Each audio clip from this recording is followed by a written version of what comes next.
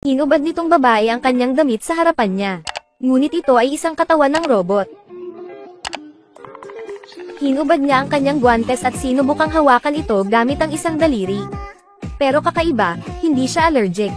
Siya pala ay may kakaibang sakit. Sa pamamagitan lamang ng paghawak sa isang tao, magkakaroon siya ng malubhang pantal. Kumakalat ng napakabilis, kahit na mapanganib sa buhay. Sa kabutihang palad, ang sakit na ito ay hindi nakakahawa. Ang pangalan niya ay Min-Kyu, siya ay isang mayamang tao ng ikalawang henerasyon. Mag-isa siyang nakatira sa isang malaking mansyon.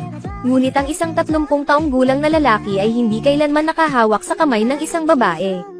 Lungkot ako. Isa lang ang hiling, ang umibig sa isang tao. Ngunit sinabi sa kanya ng gumagamot na doktor. Ang sakit na ito ay hindi mapapagaling. Unless may nakilala kang babaeng may gusto sa'yo. Binigyan ako ng relo. Maaari nitong hulaan ang temperatura ng katawan batay sa rate ng puso. Mula doon, hulaan ang antas ng allergy. Noong araw na iyon, nakatanggap siya ng USB. Binuksan niya ang kanyang computer at tiningnan ito.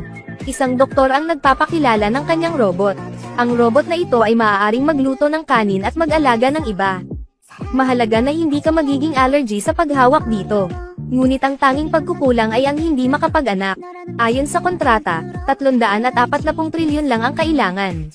Masyadong curious si Min-Kyu sa robot na ito. Nagmaneho siya papunta sa pabrika ng doktor. Pagkatapos nito, nakilala niya ang babaeng robot salamat sa robot na aso na nangunguna sa daan. Pwede ko bang itanong kung ikaw si Kim Min Ji-Wyu? Nang makita ang robot na mukhang tao, natakot si Min Ji-Wyu hanggang sa natulala. Sa tingin niya ay hindi robot, kaya nanatili siyang lumayo sa kanya. Pero pinaniwalaan siya ng robot kaya hinubad niya ang kanyang damit. Hubot-hubad ang buo niyang katawan, nagpapakita ng katawan ng robot. Masyadong curious si Min Ji-Wyu kaya sinubukan niya itong hampasin ng stick. Matapos makumpirma na siya ay isang robot, tinanggal niya ang kanyang guwantes upang subukang hawakan siya. Sa hindi inaasahang pagkakataon, bukod sa excited ang kanyang katawan, hindi naman allergic ang kanyang balat. Sa robot na ito, hindi ka na mag-iisa. Kaya, pumirma siya ng kontrata sa doktor. Para maranasan ito ng maaga, hiniling niya na ihatid ito sa kanyang tahanan bukas. Kung hindi ito naihatid sa oras, ang doktor ay kailangang magbayad ng kabayaran. Napakabilis, pinalitan ng team ang baterya para sa robot. Isang miyembro ang naghagis ng lata sa hangin. Nagresulta ito sa natitirang patak ng tubig na direktang bumagsak sa robot. Ang nagbuga ng itim na usok ang robot. Ano ang gagawin kung sira ang baterya? Kung hindi may hahatid ang robot bukas, ang doktor ay kailangang magbayad ng malaking bayad sa kontrata. Sumasakit ang ulo ng doktor dahil dito. Sa pagkakataong ito, inilabas niya ang larawan ng kanyang dating kasintahan at biglang nakaisip ng paraan. Kaya, tinawagan niya ang kanyang dating kasintahan. Pagkatapos ay gumawa ng appointment upang makilala siya. Nang maglabas ng 340 trilyon ng doktor, malinaw niyang ipinaliwanag kay Gia at sinabihan siyang magpanggap na robot sa loob ng 3 oras. Kung gayon ang perang ito ay pag-aari ni Gia. Noong una, taimtim na tumanggi si Gia. Ngunit alang-alang sa buhay, at ubiling sumang-ayon si Gia sa kanya. Pagkatapos ay pumunta siya sa laboratorio. Matapos siyang makita ng mga miyembro ng pangkat ng doktor, nagulat ang lahat. Mas maganda pa ang taong ito. Ang aming ay naayos na. Pero bakit ang laki ng dibdib niya? Namamaga ba ang baterya? Hindi na kailangang mag-alala. Lumalabas, ang robot na ito ay ginawa ayon sa prototype na Gia. Sa pagkakataong ito ay naligtas na ako. Para maiwasang magbunyag ng anumang butas, sinabihan nila si Gia na matutong maglakad na parang robot. Pag-aaral ng posture ng serbisyo ng robot. Gumawa pa ng parang robot na armor para sa kanya. Pinakamahalaga, ilagay ang mga contact lens na ito. Maaaring sagutin ang anumang tanong ng may-ari. Kapag tapos na, ilagay ang dalawa sa tabi ng isa't isa. Imposibleng sabihin kung sino ang robot. Kinabukasan, hinatid nila si Gia sa bahay ni Min Ji-Wyu ayon sa schedule. Pero nagulat ako sa nalaman ko. Bakit ikaw? Ilang araw ang nakalipas, nakatagpo si Min Ji-Wyu ng hindi inaasahang pangyayari. Nagkataon na nakilala ko si Gia. Ngunit si Min Ji-Wyu ay hindi humanga. Naisip niyang walang muwang na robot ang may kasalanan kaya tinawagan niya agad si Baekhyun. Pero nagsalita ulit si Baekhyun. Ang robot ay nasa yugto pa rin ng pagsubok, sa ngayon ito ay isang uri ng kaibigan. Sa noo ay may switch ng kuryente. Ay reboot lamang at ito ay normal. Naniwala si Min Ji-woo na totoo kaya pinindot niya ang power button. Guro, mahal kita. Ano ang kailangan ng mga tao? Kung sino man ang unang bumati, madaling dumaan si Gia. Upang suriin kung ang robot ay talagang matalino. Sinimulan ni Min Ji-woo na subukan ang kanyang IQ. Dahil dito, biglang nawalan ng kuryente ang laboratorio ni Baekhyun. Ganap na nawalan ng kontak kay Gia. Sa puntong ito, maaari lamang siyang mag-improvise. Hindi alam ni Gia ang gagawin kapag sinubukan siya ni Min Ji-woo. Susunod ay itas ng calculus sa tablet. Pagkatapos ay i-multiply sa dami ng prutas para kalkulahin ang password gamit ang rounding method para buksan ang safe. Pagkatapos, ilabas ang itlog sa loob. Pero siyam na pulang ang IQ ni Gia. Sa ilalim ng isang emergency na sitwasyon, itinaas niya ang kanyang kamao sa safe. Matagumpay niyang nailabas ang itlog, na ikinataranta ni Min Ji-woo. Tapos may naisip siyang bagong problema. Sabihin sa kanya na balatan ng itlog sa loob ng 10 segundo. Bago pa siya makatapos magsalita ay tinapos na ni Gia ang pagbabalat ng itlog. Hindi pa nakakita si Min Ji-woo ng robot na ganito katalino. Pakiramdam niya ay mas malaki ang dibdib niya kaysa kanina. Dahil basta namamaga ang baterya. Kaya, nagtaas siya ng kamay para tingnan. Pagkatapos, sa isang mahalagang sandali, bumalik ang kapangyarihan ng lab. Mabilis na sinang buong team ang kalagayan ni Gia. Gaya ng sitwasyon sa video, pinapagalitan ni Gia si Min Ji-woo. Nang makita iyon ni Baekhyun ay bumagsak siya sa lupa. Napatulala din ng ibang teammates. Galit na tawag ni Min Ji-woo kay Baekhyun. Pero ang nakakapagtaka, naabutan niyang pinagalitan siya ni Gia. Dahil hindi pa niya naranasan ang ganitong nakakapreskong pakiramdam. Sa tingin ni Gia siya ay isang tulala. Kinabukasan, habang umiinom ng gamot si Min Ji-woo, hindi niya sinasadyang nabara ito sa kanyang lalamunan. Bumagsak si Min Ji-woo sa lupa sa sakit. Nung nalaman ni Gia, ang sumunod niyang aksyon ay nagpaalala sa kanya ng tuluyan. Hinampes niya ito ng malakas sa likod dahilan para mailuwan nito ang gamot. Laking gulat ni Min Ji-woo sa babaeng robot na nasa harapan niya. Sa hindi inaasahan, automatiko siyang nagkaroon ng kakayahang iligtas ang kanyang amo. Pero nang makausap niya si Gia, hindi siya allergic. Hindi nagtagal ay oras na para sa pagpapanatili. Bumalik si Gia sa laboratorio. Pero galit na galit si Baekhyun sa ekspresyon niya. Dahil dito, galit niyang pinaalis si Gia. Makalipas ang ilang segundo, nagsisi agad si Baekhyun. Dahil hindi nagtagal, nasunog ang mga bahagi ng kanyang robot. Ang oras ng pagpapagaling ay nangangailangan ng 1 buwan. Ngunit si Min Ji-woo ay hindi makapaghintay ng ganoon katagal. Kaya hiniling niya na ilipat ang laboratorio sa kanyang bahay. Ang robot ay dapat ayusin at dalhin sa iyong bahay sa loob ng 1 araw. Sumasakit ang ulo ni Baekhyun dahil dito. Dahil walang pagpipilian, kailangan niyang maging matapang para magmakaawa kay Gia. Naisip ni Gia ang 340 trillion ni Baekhyun kaya pumayag siya. Pero 1 week lang ang request. Pagkatapos noon, nag-impake na sila ng kanilang mga bagahe at maneho papunta sa bahay ni Min Ji-woo. Dinala sila ng mayordomo sa isang abandonadong bodega. Pagkaalis ng mayordoma ay biglang nahulog sa lupa ang isang itim na bag. Nakakulong pala si Gia sa isang bag para dayin si Min Ji-woo. Hindi nagtagal ay oras na upang maglingkod sa Panginoon. Guro, mahal kita. Ano ang kailangan ng mga tao? Upang gantihan siya sa pagliligtas sa kanyang buhay, sinadya niyang iukit sa kanyang utak ang sandaling magkasama silang dalawa. Bukas, kumain ang grupo ng curry na nag-expire kahapon. Ang bawat tao ay may matinding pananakit ng tiyan. Labis na nag-alala si Baekhyun kay Gia dahil kumain din siya ng 2 pakete ng curry. Tulad ng inaasahan, nag-aalala rin si Gia tulad ni Baekhyun. Biglang sumikip ang tiyan niya. May isang sinaunang kasabihan, kung umihi ka, umiwas ka sa kapabayaan. Kung tungkol sa pagtatae, walang paraan. Pero nagpapanggap ka na parang robot ka. At ang mga robot ay hindi maaaring pumunta sa banyo. Para hindi madiskubre ni Minkyu. Pinigilan ni Gia ang pamimilipit sa kanyang tiyan.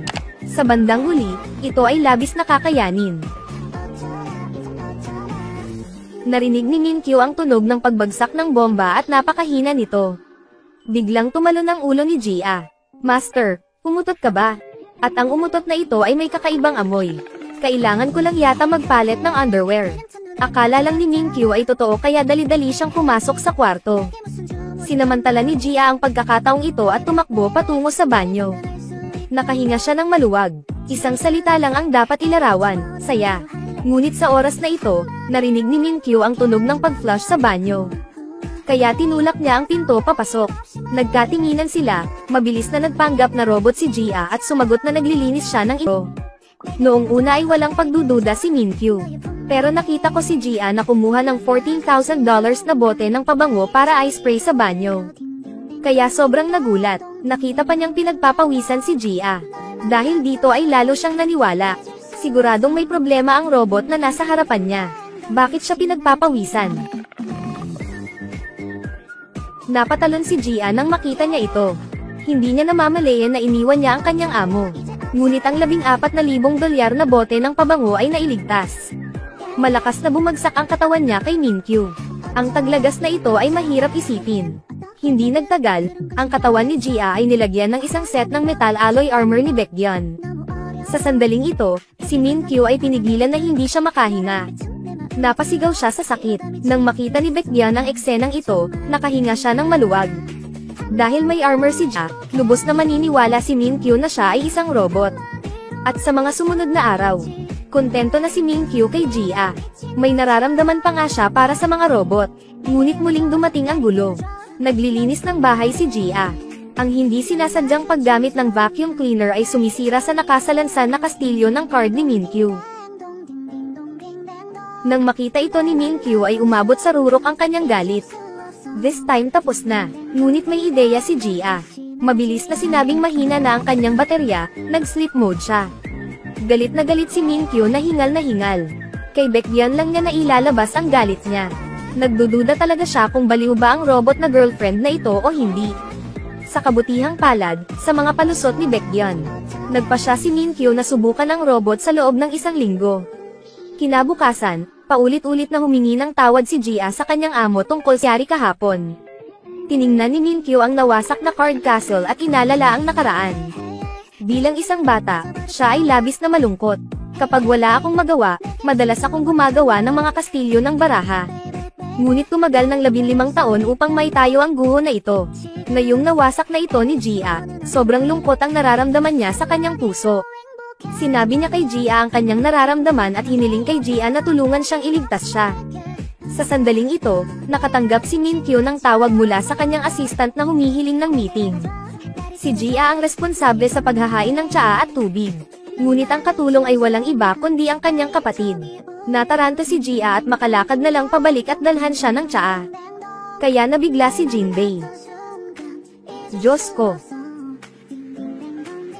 Nagpanggap si Gia na gumamit ng mahabang buhok para itago ang kanyang pagkatao at loko ng kanyang kapatid. Kinagabihan, hindi makatulog si Minkyu. Dahil alam mo ang balita. Ang aking unang pag-ibig, isang taong hindi ko nakita sa loob ng 10 taon, ay malapit nang bumalik. Kinabukasan, pumunta siya sa bahay ni Minkyu. Sabi ni Minkyu kay Gia, kahit anong mangyari huwag kang magpapakita. Pagkatapos ay pinuntahan niya ang kanyang unang pag-ibig. Ngunit nilinaw ni Yeriel. This time bumalik siya para pakasalan si Minkyu. Pagkatapos ay dahan-dahan itong lumapit sa kanya, hawak ang kamay ni Minkyu. Biglang nagkaroon ng allergic reaction si Minkyu at nahirapang huminga. Sinubukan niyang pigilan ang sakit at bumalik sa kwarto, nagsimulang maghanap ng bote ng gamot. Nang makita ni Gia ang balat ni Minkyu, natakot siya. Pero buti na lang, ang robot na kasintahan na binili niya ay maaaring magligtas ng kanyang buhay sa isang kritikal na sandali. Pagkagising, tuwang-tuwa si Minkyu. Nagpa siya na i-upgrade si Gia sa isang magandang babae. Pero hindi niya alam, totoong tao talaga ang robot na nasa harapan ko. Sa gabi ay nagbubulungan si Gia at ang grupo tungkol kay Minkyu sa laboratorio. Sa oras na ito, dumating si Minkyu. Nagtago siya sa labas ng pinto at palihim na nag-eavesdrop. Pagkapasok niya sa pinto, binuksan muli ni Baekhyun ang pintuan sa harapan at lumabas. Sinabi ni Minkyu na gusto niyang pumasok at makilala si Aji tatlo. Pero tumanggi si Baekhyun at binyantaan pa si Minkyu. Kung patuloy silang nakakakita ng mga robot, bukas na lang sila makakaalis dito. Narinig ni Minkyu na gustong umalis ni Baekhyun kaya pinigilan na lang niya ang galit at umalis. Kinabukasan ay nagpatuloy si Gia na magpanggap bilang isang robot at nakilala si Minkyu. Kinuha niya ang kwintas na pinadala ng delivery. Hiniling ni Minkyu kay Gia na tulong isuot ito. Nang isuot ito sa kanyang leeg, narinig ni Gia na sinabi ni Minkyu. Mamaya, kapag may nakilala siyang babae na gusto niya, gagamitin niya itong kwintas para mag-propose sa kanya. Habang kumakain, sinabi ni Minkyu kay Gia ang tungkol sa kanyang pagkabata na namumuhay mag-isa. Nakiramay si Gia kay Minkyu kaya ipinatong niya ang kamay nito sa balikat nito para palakasin ang loob nito. May naramdaman agad si Minkyu. Tumayo siya at tinapak ang ulo ni Gia at hinawakan ang kamay nito.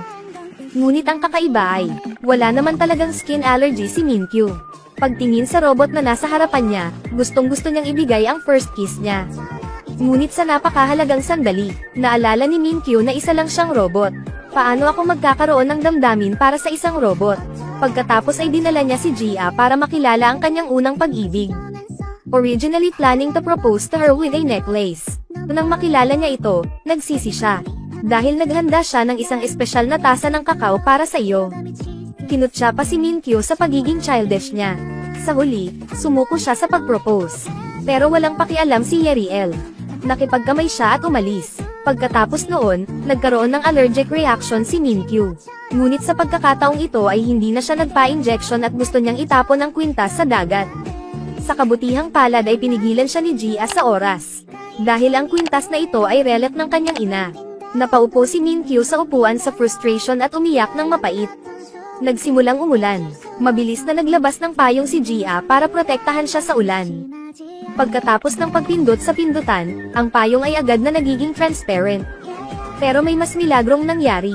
Matapos makipag-ugnayan si Minkyu kay Gia, nang walang anumang iniksyon. Automatikong mababawi ang mga sintoma allergy. Pag-uwi niya, aksidente niyang nabangga ang hardenero. Ang kakaiba ay hindi rin allergic ang kanyang balat. Laking gulat ni Minkyu. Para ma-verify ang sarili, dinala niya si Gia sa crowd. Ito rin ang unang beses niyang mag-shopping. Nang may dumaan sa kanya, agad namang tinignan ni Minkyu ang kanyang relo. Sure enough, wala man lang siyang reaksyon.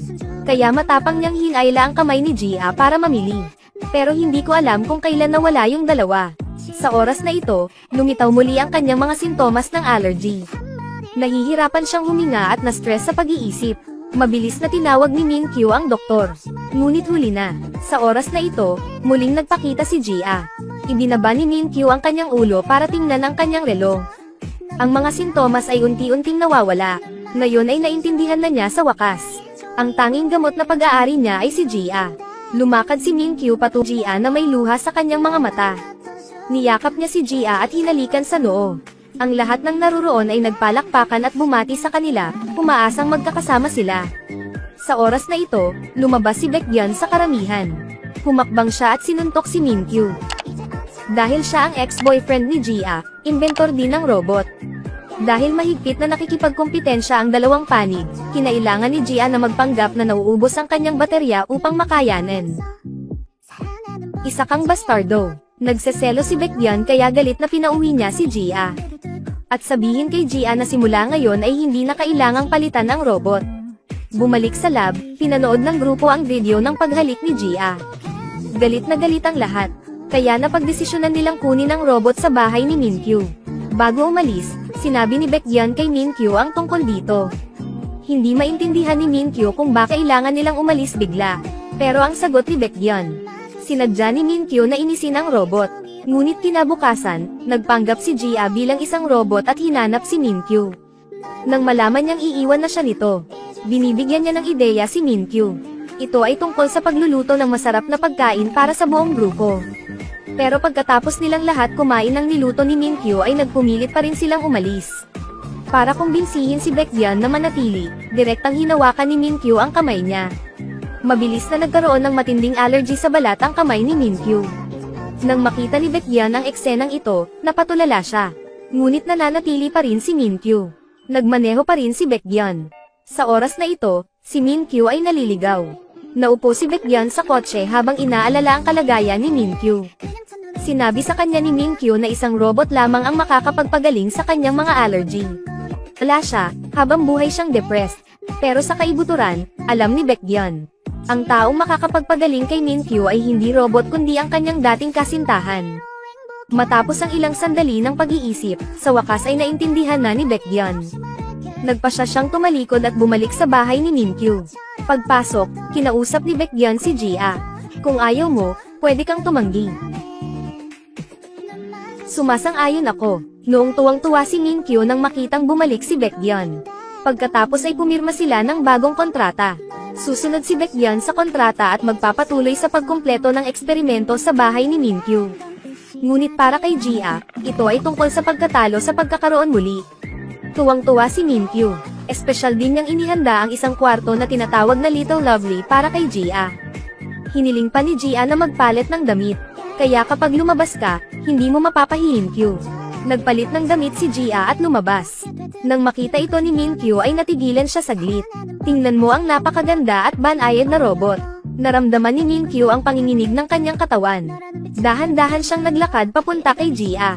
Gusto kong humalik. Sa sandaling ito, hindi alam ni Gia ang gagawin. Dahil hindi siya robot, kundi isang totoong tao na wala pang 18 taong gulang. Ngunit pagkatapos nito, gusto kong halikan ang first love ko. Gusto pala niyang halikan ang first love niya. Hiniling pa niya kay Gia na turuan siya kung paano humalik. Pero hindi alam ni Gia ang gagawin. Para matulungan siya, tinawag ni Gia ang kanyang matalik na kaibigan sa villa at personal na sinanay si Minkyu. Ngunit ayon sa kurso ni Sunhye, una, dapat isaalang-alang ni Minkyu si Gia bilang bagay na iyon. Tapos isama mo si Gia mamasyal sa garden. Ainal-alayan at sinadyang ito Sunhye si Gia. Subconsciously niyakap ni Minkyu si Gia. Pagtingin sa mukha niya, biglang nakaramdam ng kirot si Minkyu. Sa pagkakaroon ng ganitong pakiramdam, isinama niya si Gia sa isang petsa kasama ang kanyang unang pag-ibig. Ngunit nag-alala si Baekhyun kay Gia at nagpumilit na sumama sa kanila. Kaya lang, nakipag-date si Minkyu sa kanyang first love. At nauuna sa paglalakad sina Gia at Baekhyun. Sa ngayon, paparating na ang malakas na ulan. Narinig ng first love ni Minkyu ang hindi inaasahang tawag at umalis. Naranasan ni Minkyu ang heartbreak sa unang pagkakataon. Siya ay labis na nadismaya. Pumunta si Baekhyun para bumili ng payong, naiwan si Gia na mag-isa sa ulan. Nang makita ito ni Minkyu, kinuha niya ang payong at pinuntahan si Gia. Pinindot ni Minkyu ang button sa payong, gusto niyang i-share sa kanya ang romantic rain. Sa oras na ito, aksidenteng nabang ng isang dumaan si Gia. Mabilis siyang niyakap ni Minkyu. Pero ang hindi niya inaasahan ay hinalikan talaga siya ni Gia. Sa hindi inaasahan, ang unang halik ko ay kinuha ng isang robot. Pagbalik sa villa, sobrang miserable si Minkyu. Bakit kinuha ng robot ang first kiss ko? Bukas, nakilala muli ni Gia si Minkyu. Dahil sa halik kahapon ay parang medyo nahiya si Minkyu. Tinanong niya si Gia tungkol sa halik na iyon. Pero nagpanggap si Gia na tanga at sinabing walang nangyari kahapon. Galit na galit si Minkyu. Para parusahan si Aji tatlo, pinarusahan ni Minkyu si Gia na linisin ang salamin. Nang makita ni Baekhyun ang eksenang ito, nalungkot siya at nagtanong kay Minkyu. Bakit hayaan ang mga advanced na robot na maglinis ng salamin? Pero na-curious si Minkyu sa tanong niya. Kinagabihan, hindi makatulog si Minkyu. Kaya palihim siyang pumunta sa laboratory at ginay si Gia na nagcha-charge ng baterya. Hello Mr. Kim Minkyu. Ngunit nang marinig ang mekanikal na reaksyon ni Gia, nataranta si Minkyu. Malinaw na mayroong dalawang Aji tatlo. Pakiramdam niya ay kakaiba si Gia. Kinabukasan, pumasok pa rin si Gia sa trabaho gaya ng dati. Pero naramdaman din niya na labis siyang iniiwasan ni Minkyu. Malamig pa siyang dinala sa shopping center. Pagkatapos bumili ay dinala siya nito sa restaurant. Pero si Gia ang naatasan na umupo sa ibang table. Sinama pala siya ni Minkyu na makipag-date sa kanyang first love. Nag-propose din siya sa first love niya. Labis na nadismaya si Gia nang malaman niya ito. Malungkot siyang bumalik sa laboratorio. Nakita iyon ni Baekhyun at galit na tinanong si Minkyu. Tinatanong niya kung bakit ganoon ang pakikitungo niya kay Gia. Pero walang pakialam si Minkyu. Sabi din niya, isa lang siyang robot na walang emosyon. Pagbalik sa villa, alak ni Minkyu na burahin ang kanilang mga alaala. Ngunit bago ang pag-reset, mayroon siyang mas mahalagang sasabihin. Kakaiba talaga ang lalaking ito. Nine-love talaga siya sa mga robot. Ngunit ang mga tao at mga robot ay hindi maaaring magmahal sa isa't isa. Kaya naghanda si Minkyu na burahin ang kanilang mga alaala. Ngunit bago ang pag-reset, mayroon siyang mas mahalagang sasabihin. Mahal kita. Sa wakas, pinindot niya ang reset button. Pero hindi alam ni Minkyu, ang reset ay memorya lang ng robot. Pero ang taong nasa harapan niya ay totoong tao. Kinagabihan, bumalik si Gia sa kanyang kwarto para matulog. Humiga siya sa kama habang umiiyak. Buong gabing umiiyak, na-dehydrate siya at na-hospital. Matapos ma-discharge sa ospital, nakahanap ng part-time na trabaho si Gia. Sa oras na ito, dumaan si Minkyu dito. Pero nakaharang ang crowd sa view niya kaya hindi niya makita si Gia. Gumekdiyan na makalimutan ni Minkyu si Gia, kaya pinaghandaan niya ang pagbabago ng mukha ni Aji tatlo. Narinig ni Minkyu ang balita at nagmamadaling pumunta sa laboratorio para pigilan si Baekgyeon. Nagsisi siya sa pag-reset ng mga alaala ng robot. Kung wala si Aji tatlo sa kanyang tabi, hindi siya makakain ng maayos at hindi makatulog ng maayos. Kaya nagpa siya si Minkyu na gisingin muli ang mga alaala ni Gia. Pero sabi ni Baekgyeon kahit anong gawin niya, hindi na niya maibabalik ang dating Aji tatlo. Pero hindi naniwala si Minkyu. Ibinalik niya sa villa si Aji tatlo at naranasan niya ang mga eksena doon. Gusto ko lang bumalik sa dati kong nararamdaman. Pero kahit anong gawin niya, makanakli lagi ang tugon ni Aji tatlo. Sa oras na iyon, alam ni Minkyu na hindi ito ang Gia na gusto niya. Tungkol naman sa tunay na Gia, dahil sa lungkot ng paghihiwalay, nagpa siya siyang magstay sandali sa bahay ng kanyang lol.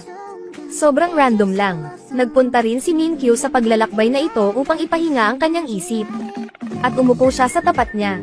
Nang makita ni Minkyu si Gia, nanlaki siya sa gulat. Bakit parang katulad ni Aji tatlo ang itsura niya? At si Gia dahil hindi niya pinapansin si Minkyu sa butas.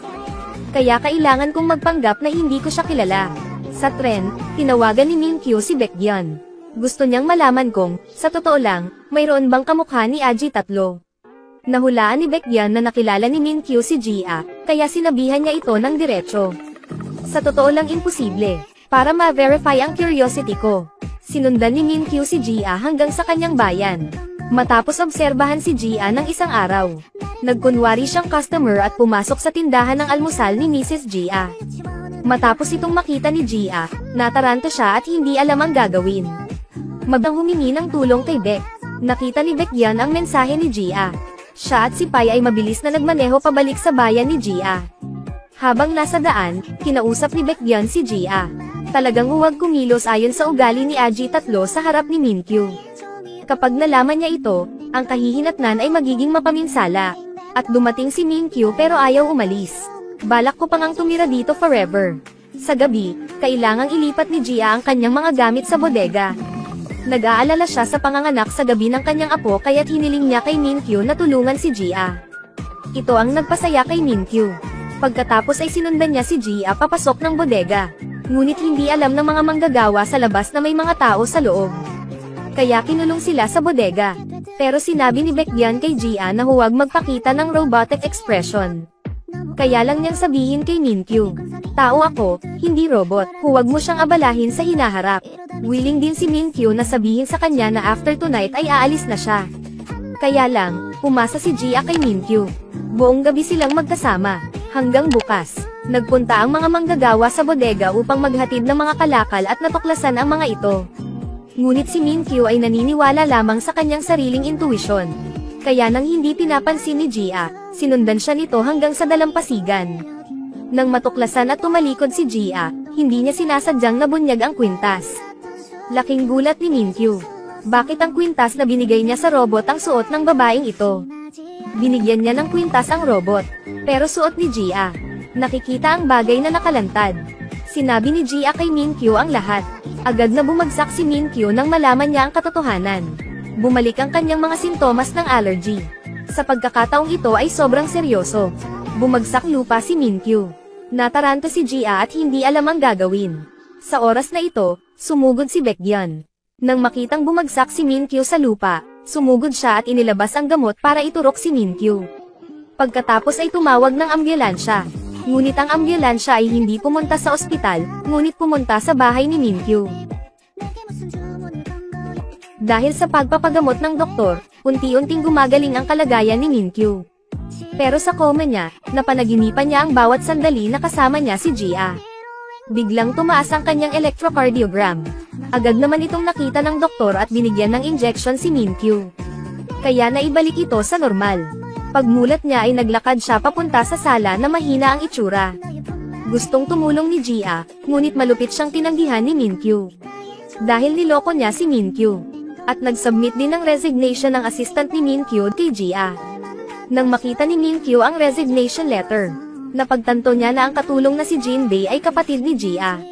Sa galit, hinabol niya si Jinbei palabas ng villa room. Kinabukasan, inihinto ni Gia ang sasakyan ng doktor na gumagamot sa kanya. Umiyak siya at nagmakaawa sa doktor kung paano matutulungan si Min-kyu na gumaling. Pero sabi ng doktor kung gusto mong tanggalin ang kampana, kailangan mong atali ito. Noong nakaraan, siya ang nagpaalis ng allergy. Ngayon, sarili na lang niya ang maaasahan niya. Sa payo ng doktor, nagpa siya si Gia na pangalagaan ang pang-araw-araw na buhay ni Min-kyu. Kaya natuto siyang magluto sa kanyang hipag. Hindi nagtagal ay dinala sa bahay ni Min-kyu.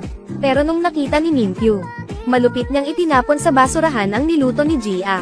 Inutusan din niya ang kasambahay na sipin si Gia palabas ng villa. Pero hindi pa rin sumuko si Gia. Gumising pa siya ng maaga para magluto ng pagkain. Maghanda ng 3 pagkain sa isang araw para kay Min-kyu. Ngunit sa tingin ni Min-kyu siya ay isang sinungaling. Sa pagkakataong ito ay tinapon pa rin niya ang kanyang pagkain. Bago umalis, sinabihan siya ni Gia, "Kahit anong gawin mo sa akin, magluluto pa rin ako ng 3 beses sa isang araw para sa iyo tulad ng dati." Kinaumagahan, inilagay ni Gia ang pagkain sa kahon at naghanda para imaneho ang electric car papunta sa villa. Pero habang papunta doon, may mga bata na biglang tumakbo sa gitna ng kalsada. Upang maiwasan ang mga bata, nahulog siya sa bisikleta at natapon ang kanyang bigas. Kaya ang oras ng paghahatid ng pagkain ay huli. Buong araw naghintay si Min-kyu nang hindi nakikita ang sign ni Gia. Ito ang nagpasigurado sa kanya. Si Gia ay nagsisinungaling at isang pandaraya. Hanggang gabi, si Gia, na puno ng mga soup, ay nagdala ng lunchbox ni Min-kyu. Pero nagalit si Min-kyu. Siya ay isang manloloko. Palagi niya akong tinuturing na tulala. Bakit mo pa ako niloloko ng ganyan?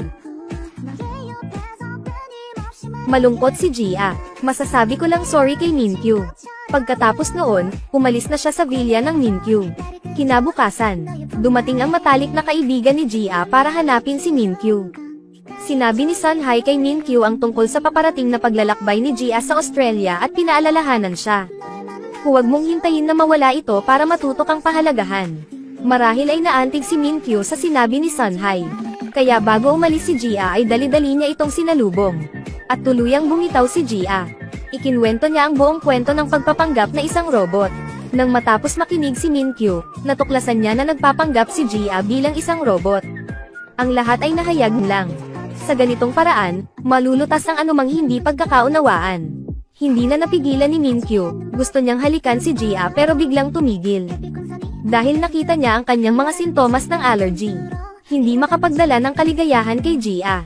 Tapos tumalikod siya at umalis. Sa oras na ito, mabilis siyang tinawag ni Gia. "Tumayo ako para sa'yo. Ikaw lang ang taong pinahahalagahan ko sa buong buhay ko. Hindi ko kayang mawala ka." Matapos pakinggan ang pangungusap na ito, lumapit si Min-kyu at hinalikan si Gia. Mula noon ay namuhay ng masaya ang dalawa.